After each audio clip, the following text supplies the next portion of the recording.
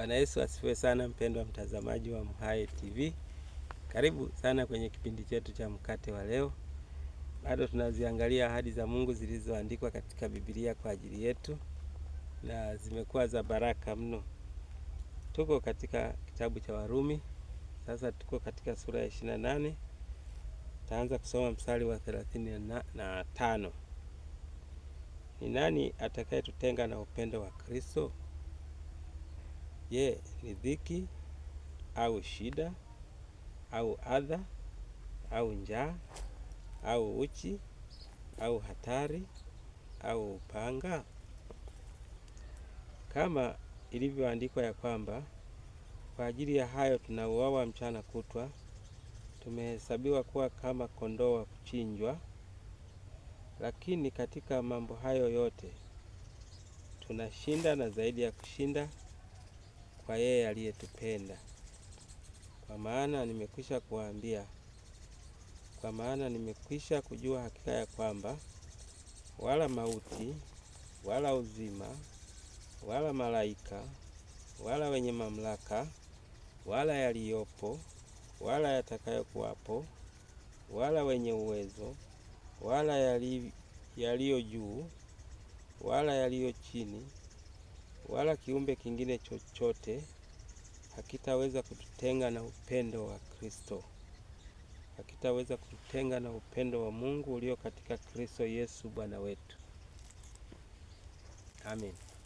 Mpendwa mtazamaji wangu, hatimaye tumekutana tena katika kipindi hiki, kipindi cha mkate wa leo, kipindi ambacho ni cha baraka mno, kipindi ambacho kila mmoja ukifurahia, maana ni kipindi kinachoburudisha nafsi na kufungua ufahamu. Katika ahadi hii tunaikuta hapa ni hii ya kwamba ni kitu gani kitatutoa katika upendo wa Mungu anaotupenda? Je, kuna jambo lolote au kitu chochote kinaweza kutuhamisha katika upendo wa Mungu anaotupenda? Mungu anatupenda mimi na wewe. Mungu anakupenda sana. Kwa sababu anakupenda, basi hakuna kitu kingine chochote kitakachoondoa upendo wake kwako.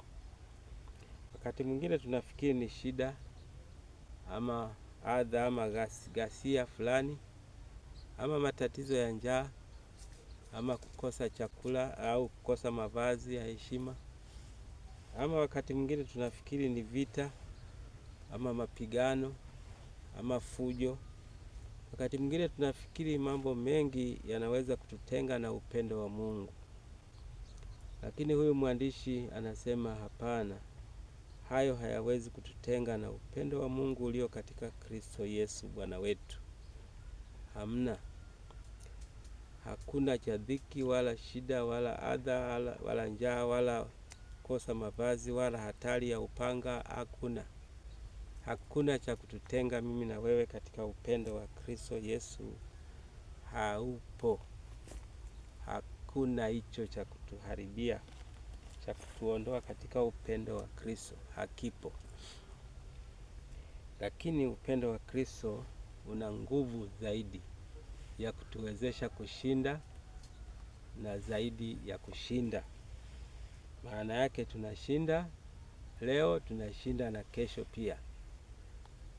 Tunashinda na kushinda hivyo vitu unavyodhani vinaweza kukuzuia au kukutenga na upendo wa Kristo. Hivyo unavishinda leo, utavishinda kesho, utavishinda hata milele. Maana yake havina nguvu yoyote ya kukusumbua, vyenyewe vinashindwa. Kwa hiyo Mungu wetu anatupenda na ametupa nguvu ya kushinda kila kinachojaribu kutuondoa katika upendo wake. Hii ni ahadi ya ajabu sana. Hii Mungu ameonyesha ahadi nzuri sana.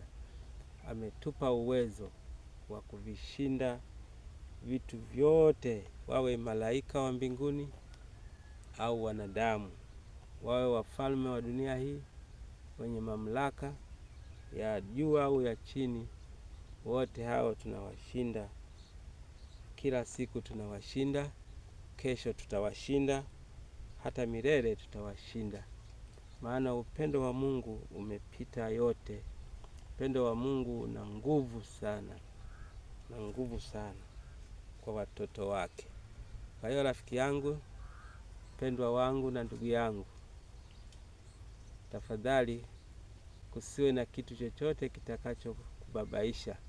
Sikubali kitu chochote au mtu yeyote akubabaishe. Wewe unapendwa na Mungu. Kwa sababu unapendwa na Mungu, Mungu anashughulika na maisha yako.